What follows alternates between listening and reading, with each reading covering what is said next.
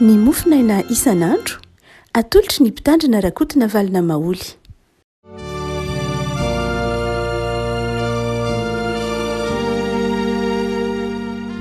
Fanoerahaba antsika riavako malala tratra ity talata 20 ny volana aprily ity. Ny mofinaina voalahatra ao antsika anio dia ny filazantsaramasina araka ny Luka toko voalohany. Luka toko voalohany andiny fa 7:20 ka hatramin'ny 5:70. Luka toko voalohany andiny fa 7:20 ka hatramin'ny 5:70. Fakitsika amin'ny anaran'i Jesosy. Ary dia feno ny fanahy masina Zakaria rainy ka naminany hoe: isaorana anie ny Tompo Andriamanitry ny Israely, fa nitsinjo ny olony izy ka nanao fanavotana ho azy, ary nanangana tandrom-pamonjena ho antsika amin'ny taranaka Davida mpanompony izy, araka izay nampilazainy ny mpaminany masina hatramin'ny fahagola, dia famonjena antsika amin'ny fahavalontsika sy amin'ny tanany izay rehetra mankahara antsika. Manefa famondram-po amin'ny razantsika izy, sady mahatsiaro ny fanekeny masina, dia ny fianianana izay nianianany tamin'ny Abrahama razantsika, hanao izay azo antsika hanompo azy tsy amitahotra, satria afaka amin'ny fahavalontsika isika, amin'ny fahamasinana sy ny fahamarinana eo anatrehany amin'ny andro rehetra iainantsika. Ray masino, manamasinana amin'ny fahamarinana, ny teninao no fahamarinana. Amen. Ny andiny fa 7:20. Ary nanangana tandrom-pamonjena ho antsika. Andiny fa 7:20 ravina no hoentina mampahery antsika araka izany teny izany hoe nanangana tandrom-pamonjena ho antsika tamin'ny taranaka Davida mpanompony izy. Malakariva ny andrenesantsika ity perikiopa ity izay voalahatra ao mofinaina dia amin'ny vanim-potoana ny krismasy, ary teny fiderana mihitsy ara moa izy ity amin'ny krismasy ao anatin'ny liturjia protestante na ino efjekema na ny liturjia protestante amin'ny ankapobeny. Dia mandrakariva anankiray amin'izay vakiny izy ity amin'ny fitoam-pivavahana isaky ny krismasy na Noely, satria miresaka ny faminaniana ny amin'ny avian'ny tompo, miresaka ny nahaterahan'i Jaona mpanao batisa, ary manodidina ny fotoana izay nahaterahan'i Kristy io tsika teo. Ilay tantara moa zany dia tamin'ny fotoana namanginy Marie any Elizabeta ilay tantara, ary dia Zakaria izay rainy Jaona mpanao batisa no nanao ity tononkira ity, ary manao fideranany tompo noho ny fitiavan'ny tompo mahagaga, satria Zakaria dia efa tsy nieritreritra ny anan-janaka intsony, nefa nimin'Andriamanitra zanaka, ary tsy vitan'izany fa atao anatin'ny tsy finoana sy ny fisalasalany amin'ny fahatanterahany sitrapon'Andriamanitra azy izy Zakaria io, ary dia tao anatin'izany no ny fahatanterahany famindrapon'Andriamanitra no natonga ny Zakaria nanao ity tononkira na ity te-faminaniana ity. Andiny fa 7:20 ary nanangana tandrom-pamonjena ho antsika amin'ny anaran'ny taranaka Davida mpanompony izy. Ilay hoe tandrom-pamonjena, inona ilay hoe tandrom-pamonjena? Sary teny ihany ilay tandrom-pamonjena, fa nefa amin'ny fanazavan'ireo mpovaofy ny ataontsika hoe ny literatiora jiosotranainy dia mandrakariva misy ny ataony hoe tandrom-pamonjena. Tandrom-pamonjena tao amin'ny altara na ny tandroky ny altara. Raha toa ka jerena ny hoe tandrom-pamonjena na ny tandroky ny altara dia izao riavako malala. Ny altara dia tahaka latabatra lehibe anankiray, izay ny altara. Dia misy tandroka ny filazany azy, fa tsy tandroka tahaka an'ireny ataontsika hoe raha mieritreretra hoe tahaka an'ireny hoe tandrokombo ireny, tsy izay, fa ilay tandroky ny altara izay nazahoana ny toeny hoe tandrom-pamonjena eto, dia ny tandroky ny altara dia eo amin'ny zorony efatra amin'ny altara dia misy karazana ohatra efajoro, karazana efajoro zany kubika eo amin'ny efatra zany hoe misy mivotra kely zany de alatsaratsana hoe misy tahakany boaty kely zany tahakany boaty kely eo amin'ny zorony efatra raha mijery latabatra koa de misy tongony dia fa ataovy hoe mivaditra le latabatra de misy tandroka lasa ohatry ny tandroka in'le tongony iny fa misabo avoavo kely ohatran'iny zany eo amin'ny zorony efatra amin'ny altara dia iny ataony hoe tandroka zany hoe somary mivotra kely zany efajoro somary mivotra kely eo amin'ny zorony efatra amin'ny altara dia iny ataony hoe tandroky ny altara hatrany amin'ny boky ny Exodosy de misy an'io hoe tandroky ny altara io mandrakariva hoe rehefa mamboatra ny altara anao de misy an'io somary mivotra kely io zany raha ohatra ka miditra ny ambany de atsika hoe tongony fa i aty ambony de natao hoe tandrony kely izy zany io no antsoiny hoe tandroky ny altara de teo amin'ny lovatsofina jiosy de izao raha misy olona nanao heloka ohatra nanao heloka tsy na nahafaty olona ohatra tsy na nanao heloka zay nahafaty ka mandositra tady famonjeny dia mezakazaka miditra ao amin'ny tempoly izy ka raha ohatra ka tafiditra ao amin'ny tempoly izy ka mahazona io tandroka io zany tandroky ny altara de tsy azo vonoina izy tsy azo vonoina izy na de heloka na tokony ho heloka mahafaty azy ara de tsy azo vonoina ary tsy azo alatratra izy fa tonga dia miandro zay fandaminan'ny mpisorona na tahaka zany raha ohatra ka mahazona ny tandroky ny altara io dia izay sary zay dikany hoe tandrom-pamonjena io de tsy misy hafa amin'ilay any amin'ny boky nomery toko 10 boky nomery toko 10 de hoy ny boky nomery hoe afatr'Andriamanitra zany hoe asio tanàna fanosirana ao aminareo rehefa tonga ao amin'ny tany Kanana nareo asio tanàna enina fanosirana ka raha misy olona nanao nasendra nandatsatra olona tsy na onareo mpitsara hoe pailalana hoe homicide involontaire raha nisy olona zany ka sendra nahafaty olona tsy na ataovy hoe nanao trano izy ka sendra nienjera ny angady mirika na ny échafaudage ka nahafaty ilay olona tsy na dia raha ny tokony ho izy de aina solony ny aina zay ny lalàna fa raha ohatra re olona ka sendra nahafaty olona tsy na zany de mandositra izy de makany amin'ny tanàna fanosirana io dia tsy azo vonoina avy hatrany izy tsy azo latsatra avy hatrany izy fa raha misy olona ka nanao heloka hoe homicide volontaire hoe namono olona fananina hita maso teo de azo vonoina avy hatrany izy maso solony maso fa raha ohatra ka homicide involontaire ka nandositra lay olona de mezakazaka mandositra izy na entin'ny olona mandositra izy de ampanosirona ao amin'ilay toerana zay atao hoe tanàna fanosirana nomery toko 10 dia tsy azo vonoina avy hatrany izy aloha fa miandry ny fandaminana miandry mpanao fanady adiana hoe tena tsy navy ele isa fananina sa ahoana zay vao ampiarina amin'ny lalàna dia io hoe tanàna fanosirana dia ny tandroky ny tempoly koa de tahak'izay ihany teo amin'ny lovatsofina jiosy hoe zay rehetra olona meloka zany tsy na mety misy heloka ataontsika hoe nafahanandositra dia ka tafiditra ao amin'ny tempoly izy ka miezaka miazona ny tandroky ny tempoly tandroky ny altara de voavonjy izy aloha zany hoe tsy azo alatra jao anatin'ny tempoly ny olona ary io toetsain'io no nahatonga ny ataontsika hoe vanim-potoanany moyen âge na dia amin'ny vanim-potoanany ataontsika hoe fotoana moderne sy ny postna modernité azy no hoe na dia vanim-potoany antsika zao zany efa tantara de zao nahatongany hoe rehefa miditra ao anatin'ny fiangonana ny olona de tsy azo samborina izy tsy noho ny hoe fisiny tsy noho ilay hoe lalàna mampisaraka ny fiangonana sy ny fanjakana ihany ny hoe raha ohatra ka misy olona any am-piangonana ohatra ka tonga ny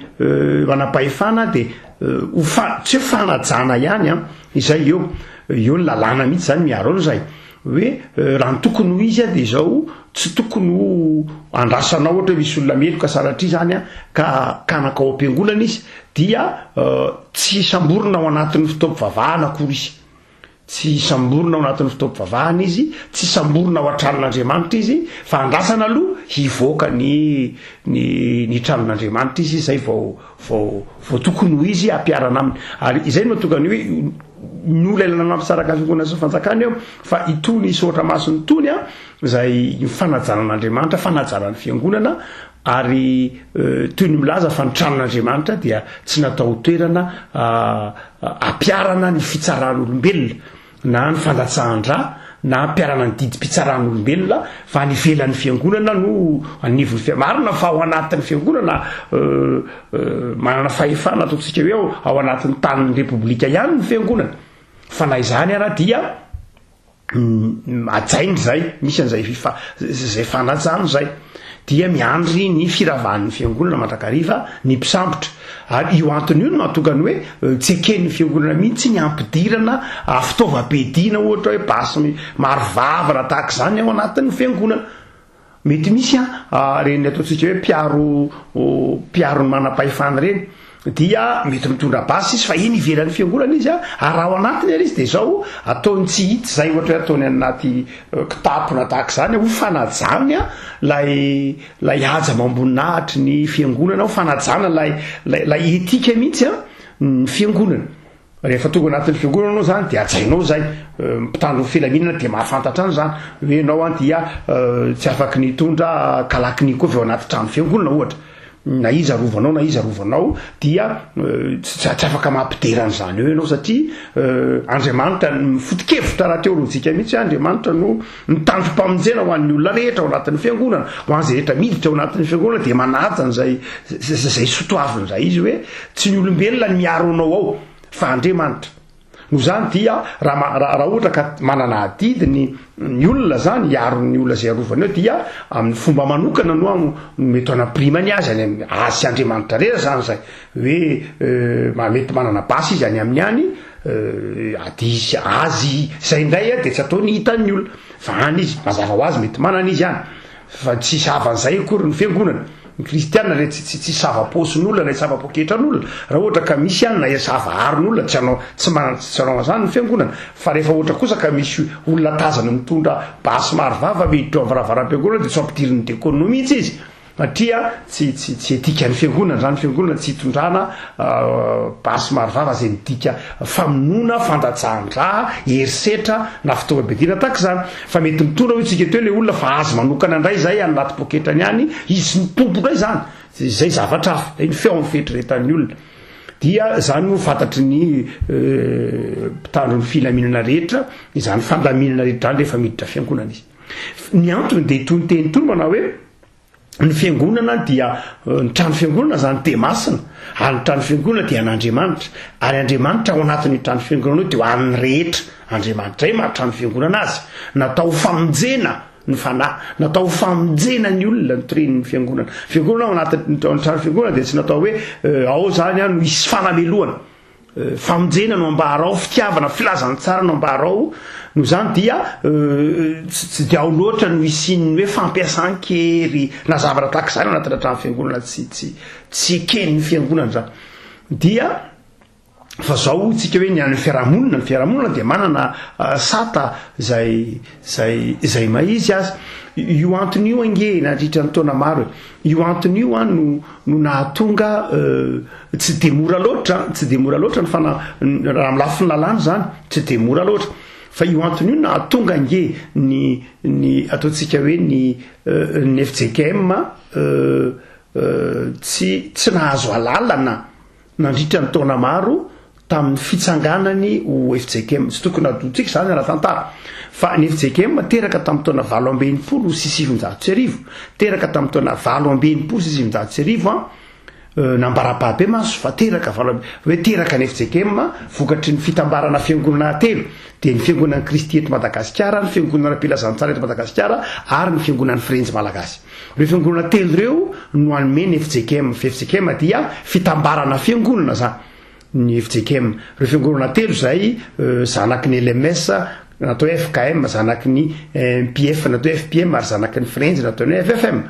dia ireo natamina nomeny FJKM tamin'ny taona 8 sy 700 mampatsiary tantara fa rehefa nitsanga ny fiangonana FJKM io dia tsy neken'ny fanjakana tsy lay fitambaran'ny fiangonana tsy neken'ny fanjakana fa nisy andinina ny andininy voalohany tamin'ny foto-dalàna zay ny tapahany synodina lehibe voalohany tamin'ny 8 sy 700 ny andininy voalohany sy ny andininy faharoso tamin'ny foto-dalàna zay ny FJKM foto-dalàna fitsipika dia nanao hoe anankiray ny andiny faharoasolonjato andiny voaloha moa nanao hoe ny fiangonana any Jesosy Kristy tompo ny fiangonana iny moa zany sahirana be ny lalàna tamin'izany hoe ahoana moa zany Jesosy Kristy tompo zany raha milafy ny lalàna persona fizika ve sa persona morale ve sa ahoana sy ny sisa rehetra milalafy ny lalàna satria lalàna tsy inona nge zavatra pratika zavatra ampiarina fa tsy hoe zavatra adika de hoy ny fanjakana hoe aza vao aminay zay kristianina aloha fa ahoana ny hevitra ilay hoe any Jesosy Kristy ny fiangonana ahoana asamborona ve zany Jesosy zany sanatria satria zay le misy hoe titre sy ny tahaka zany tsy sanatria ny ilavanina ny fanjakana tamin'izany fa zay ny lalàna dia inona metrahan'ny fanontaniana aza vao aminay aloha io tamin'ny taona 20 dia ny faharoa dia ny andininy rosoronjato manao hoe ny sainam-pirenena dia tsy ampidirina ao anatin'ny fiangonana ary ny sainam-pirenena sy ny hira-pirenena dia tsy ampidirina ao anatin'ny fiangonana raha tsy hoe sainam-pirenena isalorana nga na sainam-pirenena atao mivata amin'ny tranovorona na sainam-pirenena atao salotra na eny amin'ny tahaky ny fanaony manam-pahefana fa raha ohatra ka masaina fotsiny azy dia tsy ampidirina ao anatin'ny trano fiangonana izy io na tonga olana be satria ny fanjakana hoe raha mifanohatra amin'ny lalam-panorenana zany satria raha ohatra ka tsy misy tany eto ambonin'ny tany ka hoe mahaleo tena le firenena ka misy toerana ao anatin'le firenena tsy azo anaovana ny hira-pirenena ary tsy azo amiatrahana sainam-pirenena dia tsy tsisy an'izany fa raha ohatra ka firenena mahaleo tena izy ary magna-zay maizy azy dia izao tokony amin'ny toerana rehetra eto Madagasikara dia azo anatsatohana ny saina malagasy ary azo anaovana ny hira-pirenena malagasy zay ny constitution zay ny lalam-panorenana fa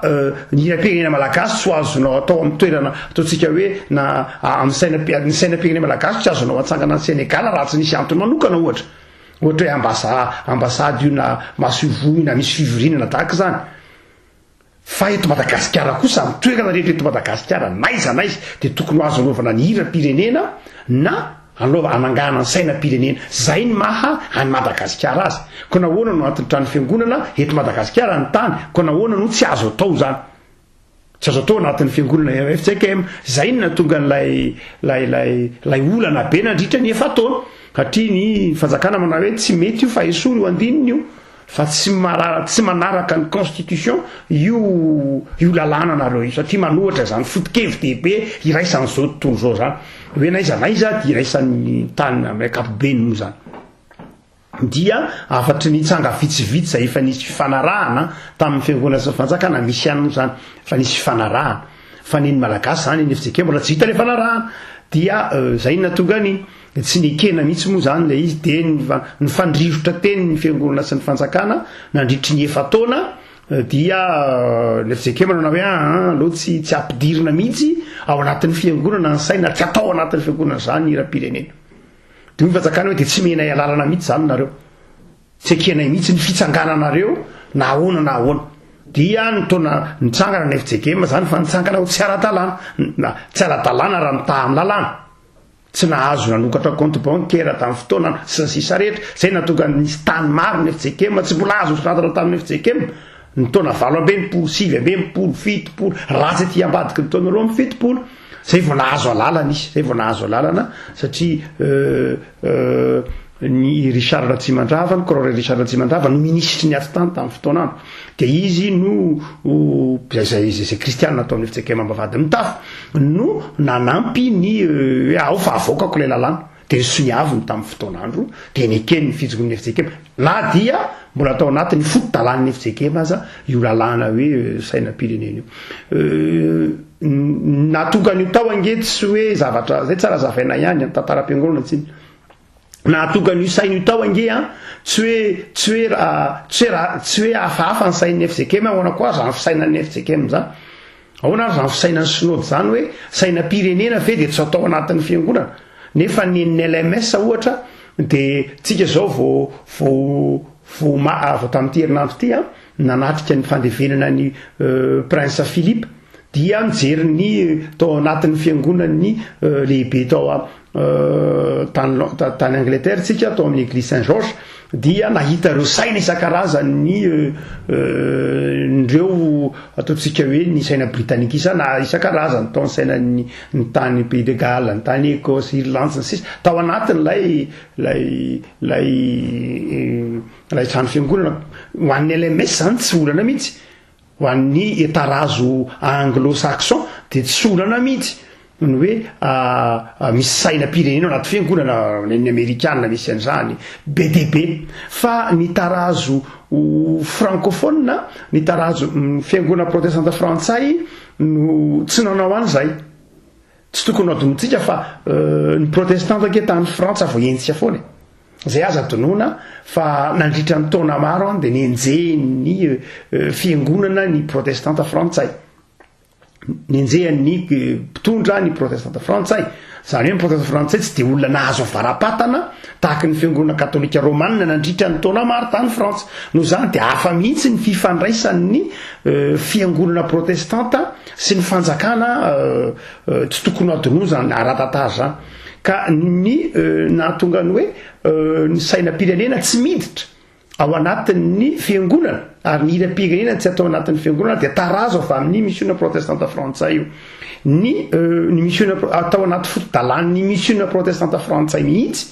MPF zany no hoe ny hira-pirenena sy ny sainam-pirenena dia tsy miditra atao anatin'ny fiangonana, ary tamin'izany fotoana zany mbola avy am-potoanany MPF zany tsika analohan'ny taona 90 dia ny hira-pirenena frantsay io dia ny sainam-pirenena frantsay, ary io andininy roa sy roanjato io ange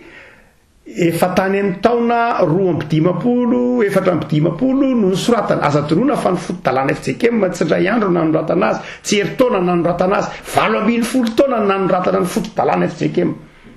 le foto-dalàna voalohany iny 450 taona nanoratana azy, fa tsy hoe foto-dalàna natao eritreretina 10 minitra na adiny iray na enina ambenimbolana tsy ohatry zany, 450 taona nanoratana na ny liturgie na ny inona aniny foto-dalàna iny, satria ilay komity firaisana namolavolan'ny fahaterahan'ny FJKM tsara ny ahafantaran'ny kristianina zany dia ny vola isaky ny enim-bolana isaky ny 3 volana dia ampiana tsikelikely le foto-dalàna, ampiana tsikelikely vita le izy zay vao nylany iny, ka ilay hoe andininy roa sy roanjato io le hoe tsy miditra ao anatin'ny sainam-pirenena ao anatin'ny fiangonana ny sainam-pirenena sy ny hira-pirenena dia efa tao anatin'ny fiangonana protestanta frantsay io ny MPF teto Madagasikara dia natsofoka fotsiny tao, ary ny tao an-tsaina tamin'ny fotoana io dia ny hira-pirenena frantsay sy ny sainam-pirenena frantsay, fa rehefa nataony fanapahakevitra ty amin'ny 1990 tsisy nanam-po tsy inona hoe ho azo ny faharevatena ty amin'ny taona 90, ny fotoana nanoratana ny foto-dalàna efa ty amin'ny taona 2005 450 mbola tsy nisy nieritreritra mihitsy ny olona hoe haleo tena amin'ny taona 90, na tsy nisy nieritreritra koa ny olona tamin'izany hoe ho 450 taona vao tafatsangana ny FJKM dia tavela tao eo andininy io, fa tsy hoe sanatria hafahafa ny fisainan'ny FJKM ka hoe aiza veranga dia ny hira ny sainam-pirenena ve dia tsy rarahin'ny fiangonana, tsy hoe tsy firaharahiana mihitsy ny tao anatin'ny fiangonana tamin'izany fotoana zany, tsy hoe fanamahivarana ny hira-pirenena toko FJKM aza ny pasteur aza no namorona isan'ny namorona ny hira-pirenena, tsy hoe zay mihitsy, ary ny hira faharoa tamin'ny hira-pirenena aza ao anaty firanan'ny protestanta, tsy hoe tsy tia tanindrazana izy ka na manohitra ny politika na nanohitra ny saina fa izay ny hira-pirenena fa izay toe-javatra zay no nahatonga an'io tao, nisy an'izay hoe ilay fanapahakevitra efa lasa taloha ny fahaleovatena, ny fahaleovatena azo 90 le texte efa tao anatiny io ny taona 250 dia rehefa nivory ny taona 490 dia tsisy nieritreritra an'izay fa dia tavela tao io, dia tavela tao mandrakitiny an'io, dia ny FJKM koa tsy dia tena nieritreritra an'izay loatra, tsy zay ny manakana ny fitiavan-tanindrazana na ny tsy fitiavan-tanindrazana ao anatin'ny vahoakan'ny protestanta malagasy, no zay anton'izay fotsiny ihany, fa tsy itsika mihitsy akory no hoe tsy manao ny hira-pirenena na fa manao zany ny kristianina amin'ny fotoana mapetsy zany, na manangatsaina izy amin'ny fotoana mapetsy zany izy tokantrano amin'ny fotoana amin'ny sehatra zay fa io texte io tao anatiny to tsy nikitihana mandrakitiny ny an'io, ray mantsy misy metraka de ahoana zany tsy tia tanyrazana eny azo vanakonge zany fa satria betsaka many ankananira fanefa naiskoto range ataonao anaty nefa direpikirena ve tsy atao ao ny saina naiskoto ataona eo fa de be dehibe ary na de manina saina eny amin'ny doany misy fiangonana lay ve tsy ampidirana sainam-pirenena sy ny sisa rehetra za moa adevitra manaraka fa tiana zava manao hoe no io antonio any mahatonga ny fiangonana hanana rafitra manokana ka toerana zay ataontsika hoe ianteheran'ny olona rehetra izy toerana zay mitondra famonjena ho an'ny olona rehetra izy de eto zany lay filazantsara manao hoe hanangana tandrom-pamonjena ho atsika ny dikan'izany zany de izao dika lay te zany izao manao hoe na iza Andriamanitra no mamonjy ny olona ny dika lay tandrom-pamonjena ho tsika atao de izao zay rehetra midodododo mezakazaka ka mahatsiary fahotana de mahazo famonjena rehefa mahakasika ilay tandrom-pamonjena zany hoe ny dikan'io teny io zany hoe nanangana tandrom-pamonjena ho antsika Andriamanitra de izao zavatra roa ny voalohany de izao Andriamanitra de izao manomana famonjena ho an'ny olona ary izay famonjena ny manan'Andriamanitra ho an'ny olona zay de tamin'ny alalan'i Jesosy Kristy tompo io tenen'io manao hoe taranaka Davida Andriamanitra nanomana zay le tandrom-pamonjena dia nomanin'Andriamanitra zany io ary ny faharoa de izao izay rehetra mahatsiaro diso sy meloka ka miazakazaka mitady famonjena de miazona n'io tandrom-pamonjena io dia amarin'Andriamanitra de voavela ny elony de voasarona ny fahotana rehefa malala mampahery anao ary ny tandrom-pamonjena ho anao zany de Jesosy lay tandrom-pamonjena ka na iza ianao na inona fahotanao na inona tsy fahatanterahanao de mahatoky sy marin'Andriamanitra raha miazakazaka mamonjy zany tandrom-pamonjena zany mandray zany tandrom-pamonjena zany de Jesosy lay famelan-keloka ary dia amarin'Andriamanitra eo ny andiny fahenina amin'ny fitopolo amarin'Andriamanitra izay rehetra miazakazaka mandray zany Jesosy zany ary ao arinany fanamarinan'Andriamanitra dia androtsahan'Andriamanitra ny fanahy masina ka ho amasininy ndray ho tonga vavolombelona eka rehefa malala ho takatra ho ary fa lay Andriamanitra izay tiatsika de mitaona atsika ary manisy varavarana mandrakariva hanamarinana atsika amin'ny alalan'i Jesosy zany efa eo lay tandrom-pamonjena de ny finoantsika an' Jesosy ny fiangonana de famantarana hita maso ihany ny dikany hoe miditra ao anatin'ny fiangonana ianao de toy ny mahatsiaro mangetahety zany famonjeny zany ary ny dikany hoe miangona ianao raha ny tokony ho izy dia tokony ho mahatsiaro izay tandrom-pamonjena nomen'Andriamanitra tamin'ny alalan'i Jesosy Kristy tompo zay rehefa malala hoy ary Zakaria eto nanangana tandrom-pamonjena ho atsika Andriamanitra amin'izao vanim-potoana sarotra izao efa nomen'Andriamanitra atsika ny zanany hoy ny Jaona 2:7 Andriamanitra naniraka ny zanaka ao amin'izao tontolo izao tsy hanameloka izao tontolo izao fa monjy izao tontolo izao izy lay tandrom-pamonjena raisiny zay rehetra teo voavonjy raiso zany famelan-keloko zany rehefa tandrom-pamonjena ho anao ivavaka sika tompo misaotra anao zahay fa tokony ho niatra taminay ny fahatezeranao satria nanoty zahay ary ny fahafatesana ny tambiny io misaotra anao anefa zahay fa nasianao lalana manokana ahafahana mandray ny famonjena de amin'ny alalan'i Jesosy Kristy tomponay izy lay lalana sy fahamarinana ary fiainana izy lay tandrom-pamonjena nay de ankehitriny tompo miazakazaka izahay midodododo izahay mandray izany tandrom-pamonjena zany de Jesosy zanakao avelao ny elokay hamarino zahay ary sitrano zahay fa famonjena ho anay ianao ary manamarina anay amin'ny alalan'ny finonany zany Jesosy zanakao misy oeloka anay zany de jereo reo marary jereo reo mananahady am-panahy ampahirezo ianao Jesosy zay tia anay ary azonay antonona amin'ny fotoana rehetra no hitondranay ny fahoritsyainay ny tebitebinay ny tsy fahasalamanay meteza tompo hamangy anay ampahiry anay araka lehibe ny famindramponao jereo reo marary Jesosy jereo reo mpitsabo jereo nisam-pianakaviany aoka eo akilan'izy ireny mandrakariva ianao amin'n'andro zao Kristy mpamonjy amen.